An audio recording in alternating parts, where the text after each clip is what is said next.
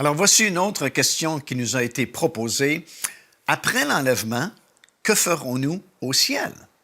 Ben, voilà une question qui est vraiment très intéressante parce qu'il y a quand même beaucoup d'ignorance parmi les enfants de Dieu concernant le ciel. La plupart des chrétiens ne savent pas exactement où est le ciel, ne savent pas exactement qu'est-ce qu'il y a au ciel, et surtout ne savent pas ce que nous allons faire vraiment au ciel. Et puis, vous savez, souvent, les seules notions que nous avons, c'est les notions que certaines religions nous avaient enseignées ou ce que le monde pense au sujet du ciel. Et habituellement, c'est pas tellement réjouissant parce que quelquefois on nous montre des images de nuages comme de quoi le ciel c'est ça, on va flotter sur un nuage pendant l'éternité ou nous allons jouer de la harpe pour l'éternité. Et si c'est tout ce que c'est le ciel, ben c'est vraiment pas plus intéressant que ça. Mais c'est beaucoup plus que ça, le ciel. Et c'est dommage souvent que beaucoup de chrétiens ne s'intéressent pas à savoir qu'est-ce qu'il y a au ciel. Et je dis souvent à la blague que nous planifions mieux nos vacances annuelles que nos vacances éternelles. Parce que surtout aujourd'hui, avec tous les moyens modernes que nous avons, lorsqu'on planifie nos vacances annuelles, on veut voir sur Internet l'hôtel où nous allons loger, à quoi ressemble la chambre que nous allons occuper. On veut voir ce qui est situé aux alentours. Si nous allons à la mer, on veut voir si la plage, elle est bien. Et on se donne beaucoup de mal à préparer habituellement 2 ou 3 semaines de vacances par année seulement. Tandis que nos vacances éternelles, ben, on oublie de les préparer et on oublie de s'informer au sujet de cet endroit où nous allons passer quand même une bonne partie de l'éternité et qui s'appelle le ciel. Si on demandait à tous les chrétiens s'ils désirent aller au ciel, la réponse évidemment serait oui, on veut aller au ciel, mais la plupart des chrétiens ne savent pas exactement c'est quoi le ciel, ni ce qu'il y a dans le ciel. Et il y a plusieurs années passées, notre ministère avait produit un enseignement qui avait pour titre « L'au-delà ». Et on expliquait dans cet enseignement-là ce qui arrivait après la mort. Où est-ce que les gens s'en vont lorsqu'ils quittent cette planète, injustes comme les justes. Et au cours de cette étude, nous avons parlé évidemment du ciel et j'avais trouvé une centaine d'articles qui sont mentionnés dans la parole de Dieu comme existant déjà dans le ciel. Parce que le ciel est un endroit réel, encore plus réel peut-être que la terre sur laquelle nous sommes, et il y a déjà beaucoup d'items, beaucoup d'articles qui existent déjà au ciel. Alors, c'est vraiment une bonne question parce que nous voulons en savoir plus aujourd'hui concernant notre destination éternelle, concernant ce qui va arriver, qu'est-ce que nous allons faire au ciel après l'enlèvement de l'Église du Seigneur Jésus-Christ. Premièrement, comme j'ai mentionné, on ne flottera pas sur un nuage pour l'éternité, mais le ciel est vraiment un endroit réel, quelque chose qui existe vraiment. Selon la Bible, le ciel où nous allons, c'est le 3e ciel. Paul dit qu'il a été ravi au 3e ciel dans la présence de Dieu. C'est là où Jésus est retourné, c'est là d'où il était venu lorsqu'il est venu sur la terre. Et c'est là où il est retourné du sommet de la montagne des Oliviers, après avoir vécu pendant 40 jours dans son corps glorieux. Il y a eu cette ascension vers son Père, là-haut dans le ciel. Et il est allé nous préparer notre demeure. C'est dans Jean chapitre 14, c'est le premier verset où Jésus dit que votre cœur ne se trouble point, croyez en Dieu et croyez en moi. Je m'en vais vous préparer une place. Et lorsque cette place sera prête, je reviendrai, a-t-il dit, vous chercher afin que vous soyez là où je suis. Alors, notre destination éternelle, c'est le ciel. Alors, lorsque quelqu'un meurt dans le Seigneur, il s'en va directement au ciel, dans la présence de Dieu, là où se trouve le Seigneur Jésus. Mais on ne restera pas toujours au ciel, et Jésus non plus. Vous savez, dans le livre des Actes des Apôtres, lorsque Pierre a prêché le premier message après la réception du baptême du Saint-Esprit dans la chambre haute à Jérusalem, il a demandé au peuple juif de se convertir, repentez-vous, convertissez-vous, afin que des temps de rafraîchissement viennent de la part du Seigneur et qu'il vous envoie celui qui vous a été destiné, le Seigneur Jésus-Christ, que le ciel doit recevoir, mais pas pour toujours, jusqu'au rétablissement de toutes choses. Parce que comme nous allons le constater dans quelques instants, oui, bien sûr, on s'en va au ciel lorsque nous traversons dans l'au-delà, de l'autre côté, mais nous allons revenir sur cette terre qui sera changée un jour, puisque le royaume de Dieu sera établi ici-bas sur la terre et sera administré par les enfants de Dieu qui auront été fidèles. Nous savons aussi par la parole de Dieu, c'est dans Ésaïe chapitre 14 et au verset 13, que le ciel est situé à l'extrémité du nord de l'univers. Également, nous savons par la parole de Dieu dans 1 Pierre chapitre 1er et les versets 3 et 4 que notre héritage nous est réservé là-haut dans le ciel. Bien sûr, lorsque nous acceptons le Seigneur Jésus-Christ dans notre vie, nous sommes déjà les héritiers de Dieu.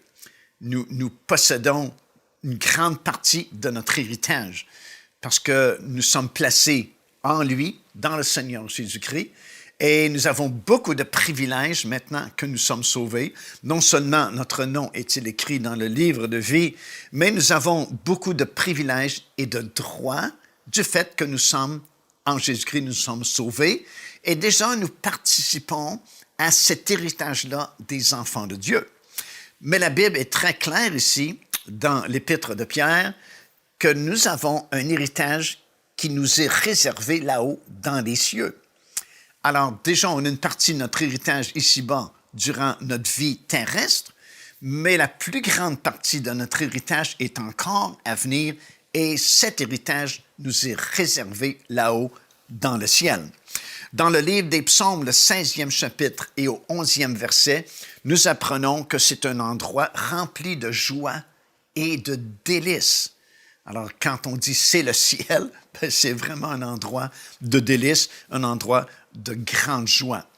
Nous apprenons aussi par le livre de l'Apocalypse qui nous permet de voir beaucoup de choses au ciel, que c'est un endroit rempli de louanges et d'adoration envers Dieu. Et si vous relisez le livre de l'Apocalypse, vous allez vous rendre compte qu'il y a énormément de chants, de louanges et d'adoration qui se produisent là-haut, dans le ciel, dans la présence de Dieu. Mais au moment de l'enlèvement de l'Église, lorsque cette trompette va sonner, il y a un changement majeur qui va se produire évidemment. Tout d'abord, nous apprenons par l'apôtre Paul dans l'Épître aux Thessaloniciens que ceux qui sont morts dans le Seigneur Jésus-Christ avant nous vont ressusciter premièrement, vont ressusciter avant nous qui seront restés vivants à cette époque-là. Mais peut-être une fraction de seconde après ou une seconde après, nous qui serons restés vivants à ce moment-là, nous serons changés dans un instant, dans un clin d'œil, et notre corps instantanément va revêtir l'immortalité, l'incorruptibilité. Nous allons recevoir instantanément notre corps de résurrection, notre corps glorieux. Lorsqu'une personne accepte le Seigneur Jésus-Christ, son esprit est vraiment né de nouveau, mais notre corps, il est sauvé en espérance. Nous gardons notre corps physique qui est sujet à la faiblesse, qui a besoin d'être nourri, qui a besoin de se reposer et qui, quelquefois, est attaqué par la maladie. Mais un jour, nous allons recevoir un corps glorieux, semblable au corps du Seigneur Jésus-Christ après sa résurrection. Un corps incorruptible. Alors, dès le moment où cette trompette va sonner, il y a ce changement majeur qui va s'opérer. Ceux qui sont morts dans le Seigneur Jésus-Christ reviennent à la vie. Leur corps sort de la poussière de la terre et leur corps glorieux va se joindre avec leur esprit et leur âme Et nous qui serons vivants à ce moment-là, nous aussi, instantanément, nous serons changés dans un clin d'œil, dans un instant, et nous allons revêtir notre corps glorieux. Et à partir de ce moment-là, on va tous se retrouver dans la présence de Dieu là-haut, dans le ciel, avec nos corps glorieux, qui seront quand même différents un peu les uns des autres. Et vous avez un grand chapitre dans votre Bible, 1 Corinthiens, le 15e chapitre, où l'apôtre Paul va détailler vraiment les différents aspects de notre corps glorieux que nous aurons un jour et qui va dépendre en grande partie de la fidélité que nous aurons eue à suivre le Seigneur durant notre pèlerinage ici-bas. Et Paul va nous expliquer dans ce grand chapitre que nos corps seront différents les uns des autres, seront différents en gloire, par exemple. Il va expliquer que certains corps vont briller comme le soleil, d'autres vont briller comme la lune et d'autres vont briller comme les étoiles. Et il va expliquer autre est l'éclat du soleil, autre est l'éclat de la lune et autre est l'éclat des étoiles.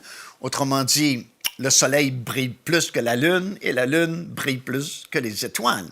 Et ce qu'il veut nous faire comprendre, c'est que notre corps qui retourne à la poussière de la terre, c'est comme une semence en prévision de ce corps glorieux que nous allons recevoir au moment de la résurrection ou au moment de l'enlèvement lorsque cette trompette va sonner. Et ce corps sera différent les uns des autres en gloire, premièrement, parce que quelques-uns vont briller comme le soleil, d'autres vont briller comme la lune seulement, d'autres vont briller uniquement comme des étoiles. Et c'est pourquoi on dit souvent que nous n'aurons pas à donner notre témoignage dans le monde à venir. Nous allons vivre notre témoignage parce que si on vous rencontre dans le monde à venir et que vous brillez comme le soleil, nous allons savoir que vous avez été vraiment fidèle au Seigneur Jésus-Christ durant votre marche ici-bas. Mais si vous brillez uniquement comme la lune, on saura que vous en avez manqué quelques-unes. Et si vous ne brillez que comme les étoiles, on sait que c'était difficile, votre pèlerinage. Alors, on n'aura pas besoin d'avoir de réunions, de témoignages. On va vivre notre vie, notre témoignage dans l'au-delà. Il y aura des degrés également d'intimité avec le Seigneur Jésus-Christ. Nous aurons des positions différentes. Nous aurons des autorités différentes, puisque le Seigneur a bien dit que dans le monde à venir, certains vont gouverner 10 villes ou 5 villes ou une ville ou rien du tout, parce que ce ne sont pas tous les enfants de Dieu qui vont régner. Certains vont régner, d'autres vont servir. Et c'est toujours fondé sur la fidélité. Dans 1 Corinthiens chapitre 6, verset 2, ça dit bien, tout ce qu'on demande aux dispensateurs, c'est qu'ils soient trouvés fidèles. C'est tout ce que le Seigneur demande. Il ne nous demande pas d'accomplir des choses vraiment extraordinaires ou de faire des exploits vraiment très spéciaux. Non, ce qui a de la valeur à ses yeux, c'est notre marche fidèle, notre fidélité envers le Seigneur Jésus-Christ. C'est pourquoi Paul nous explique que nous serons récompensés au-delà de toute mesure de comparaison entre les épreuves que nous aurons traversées, les luttes que nous aurons vécues. Si nous demeurons fidèles, nous serons récompensés parce que, dit-il, toutes ces choses-là produisent un poids de gloire qui est absolument incomparable à ce que nous aurons traversé. Alors, c'est pourquoi c'est encourageant et on peut s'encourager aujourd'hui, même s'il y a des épreuves dans notre vie, même s'il y a des luttes et des combats, au moins vous savez que ce n'est pas perdu, tous ces efforts-là que vous faites pour demeurer fidèle, parce qu'avec chaque épreuve, chaque tribulation, chaque lutte, chaque combat, vous savez que ça produit pour vous un poids de gloire éternelle que nous recevrons au ciel lorsque nous serons enlevés dans les airs à la rencontre du Seigneur. Alors, nous savons qu'il y aura des corps qui vont briller plus que d'autres. Il y aura des autorités différentes. Il y aura des responsabilités différentes et même des degrés d'intimité différents avec le Seigneur Jésus-Christ. dépendant de la fidélité que nous aurons eue à le suivre durant notre pèlerinage ici-bas. Alors, nous nous en allons au ciel. Le ciel, comme je mentionnais, est un endroit réel et il y a beaucoup de choses qui existent déjà dans le ciel, notamment le temple de Dieu. Parce que bien sûr, lorsque le tabernacle a été construit dans le désert, Dieu avait montré à Moïse une vision, dans une vision plutôt, le modèle qu'il devait construire. Et ce que le Seigneur a montré à Moïse, c'est le temple céleste. Et il lui a dit de prendre bien soin de construire le tabernacle terrestre exactement selon le modèle qu'il lui montrait sur le sommet de la montagne du Sinaï. Alors, nous savons que déjà, l'attrait principal qui existe actuellement au ciel, c'est le temple céleste, dont nous avons une bonne description dans le livre de l'Apocalypse. On a quand même un peu une description dans l'Ancien Testament de ce temple-là, mais dans le livre de l'Apocalypse, nous avons beaucoup de détails qui ont été ajoutés et qui nous expliquent la grandeur et l'ampleur de ce magnifique temple qui est là-haut dans le ciel. Non seulement il y a ce temple-là dans le ciel, mais il y aura également la Nouvelle Jérusalem qui existe, qui est déjà là. Vous savez, elle n'est pas en train d'être construite, la Nouvelle Jérusalem. Elle est déjà construite parce que Abraham l'a vue. Abraham cherchait une cité, Moïse, la même chose. Ils ont vu la Nouvelle Jérusalem à leur époque parce qu'elle était déjà construite. Et cette cité-là merveilleuse, dont vous avez la description, encore une fois, dans le livre de l'Apocalypse, et vous avez tout un long chapitre, chapitre 21 du livre de l'Apocalypse, qui vous explique de façon détaillée cette magnifique ville qui est construite pour les racheter de l'Éternel et qui va devenir notre quartier général lorsque le Seigneur reviendra. Elle existe déjà, elle est là au ciel. Alors nous allons nous retrouver dans ce paradis, là-haut, dans la présence de Dieu, dans le ciel.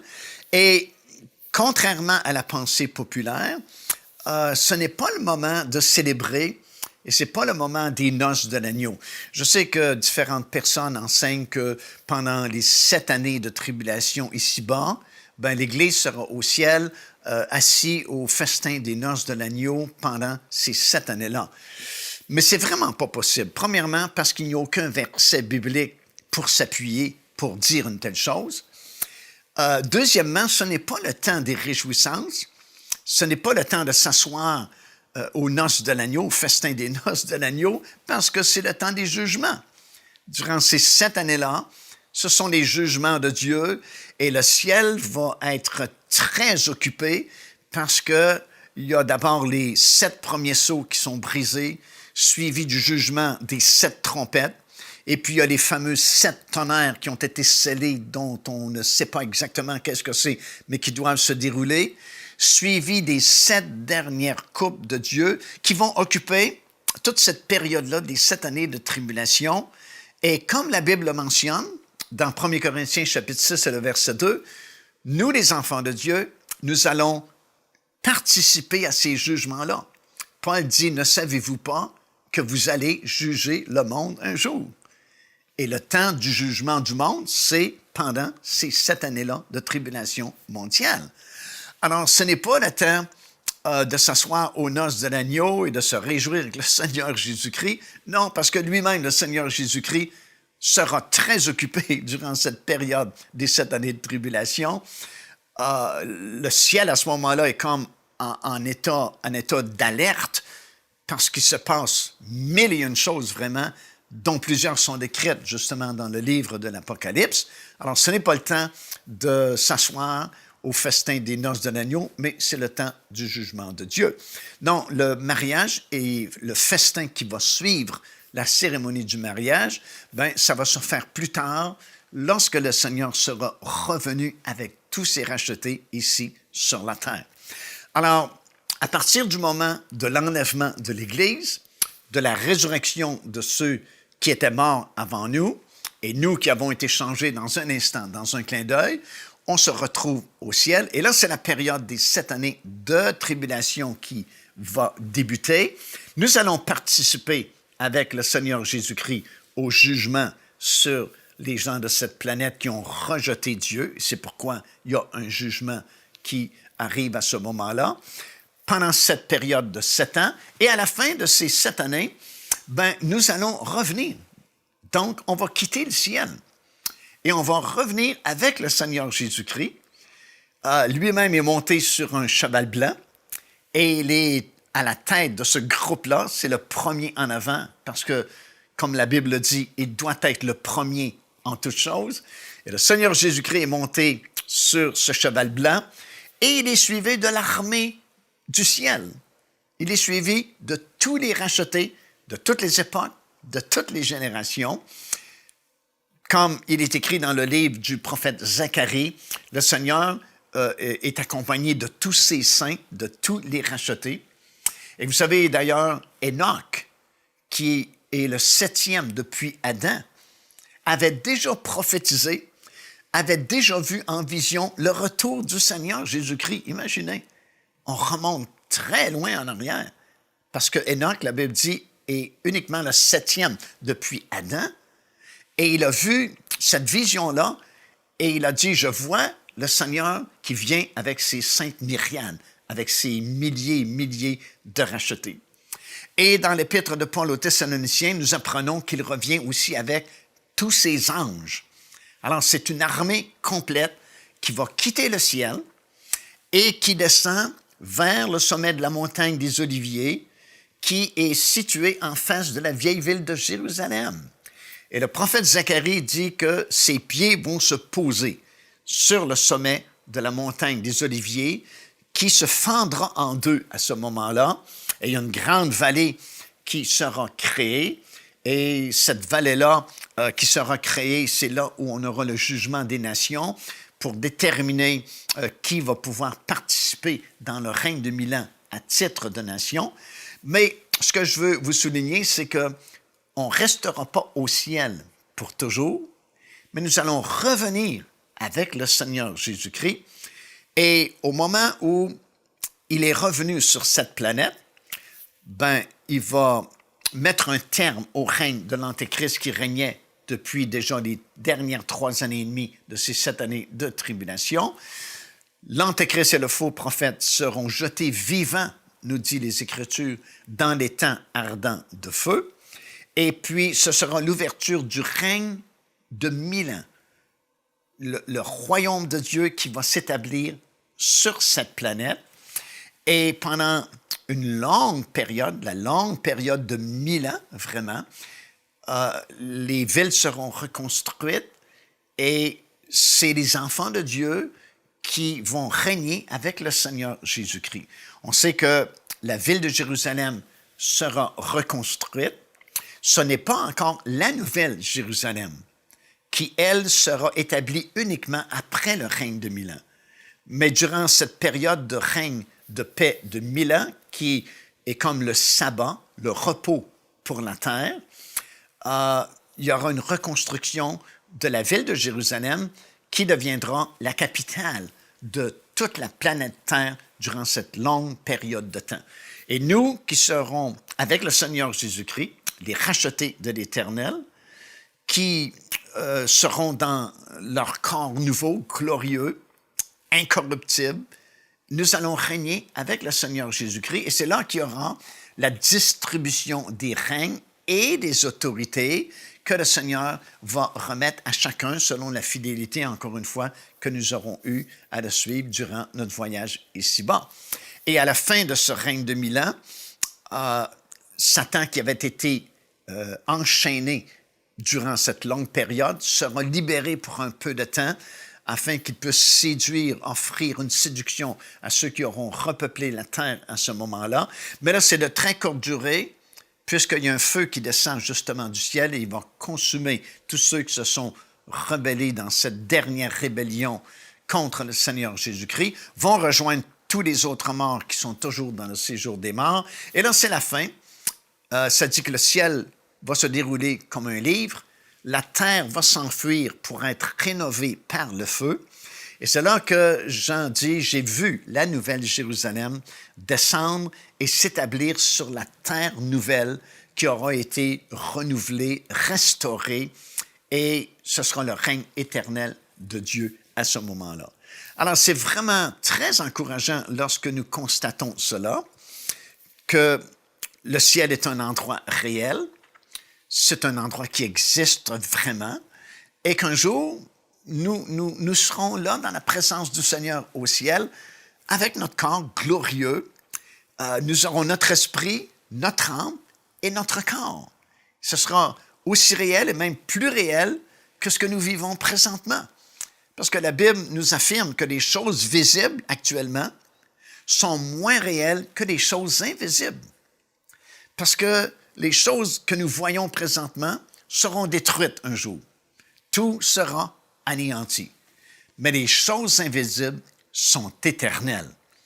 Alors, lorsque l'enlèvement aura lieu, nous recevons notre corps glorieux. Instantanément, nous serons dans la présence de Dieu là-haut dans le ciel. Dans le monde surnaturel, c'est très rapide, c'est très vite, fraction de seconde, et pfiou, nous sommes rendus dans le ciel, dans la présence de Dieu. Et toutes ces choses que j'ai mentionnées il y a quelques instants deviendront des réalités pour nous. Et nous allons vivre avec le Seigneur Jésus-Christ dans un monde nouveau, un monde qui sera recréé, un monde qui sera merveilleux, fantastique, parce que ce sera des choses qui font partie de notre héritage qui nous est réservé là-haut dans le ciel. Alors, la prochaine fois que vous penserez au ciel, n'imaginez pas un nuage et ne vous imaginez pas flotter pour l'éternité sur un nuage en train de jouer de la harpe. Non, ce sera aussi réel que le monde est réel présentement. Le monde physique est réel pour nous. Et ce sera glorieux pour l'éternité. Nous espérons que cette émission vous a béni. Si vous aussi vous avez une question biblique sans réponse, envoyez-la nous par email à pasteurj'aiunequestion@enseigne-moi.com.